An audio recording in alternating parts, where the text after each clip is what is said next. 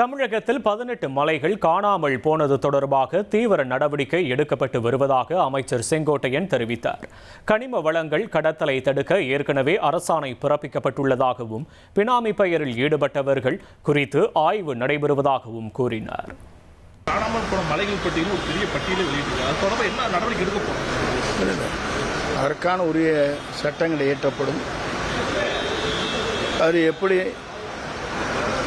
எடுக்கப்பட்டது என்பதை துறையின் சார்பாக நடவடிக்கை மேற்கொள்ளப்படும். அதற்காகத்தான் நேற்றைய தினம் கேட்கின்ற போதே தெளிவாக சொல்லியிருக்கிறார்கள். எத்தனை வித்தியாசத்தை பற்றி சொல்லுகிற போது அரசு பணிகளுக்காக எத்தனை கோடி யூனிட் எடுக்கப்பட்டது, ஆனால் இங்கே எடுக்கப்படுகிற இடத்தில் அதற்கு என்ன வரிகள் கட்டப்பட்டிருக்கிறது என்ற புள்ளி விவரத்தை தெளிவாக சொன்னார். ஏறத்தாழ 18 மலைகள் காணாமல் போய்விட்டது என்று கூட சொல்லியிருக்கிறார். அதற்குரிய நடவடிக்கை விரைந்து அவர் எடுத்து வருகிறார்.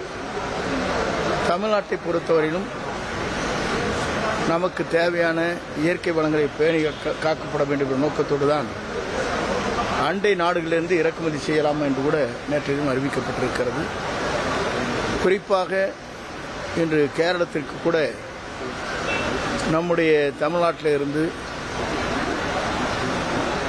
அண்டை மாநிலங்களாக இருக்கின்ற கேரள மாநிலத்திற்கு கிட்டத்தட்ட ஒரு 20 நாட்களுக்கு முன்னாலேயே ஒரு ஆணை பிறப்பிக்கப்பட்டிருக்கிறது. நம்முடைய ஜல்லி, மணல், ரா மெட்டீரியல் என்று சொல்லப்படுகிற அனைத்தும் சென்று கொண்டிருப்பதை இப்போது தற்காலிகமாக அரசு நிறுத்தி வைத்திருக்கிறது. இனி செல்லும் இடமெல்லாம் செய்தி. தந்தி டிவியின் வாட்ஸ்அப் சேனலை ஃபாலோ பண்ணினா செல்ல இருக்கும் இடமெல்லாம் செய்தி.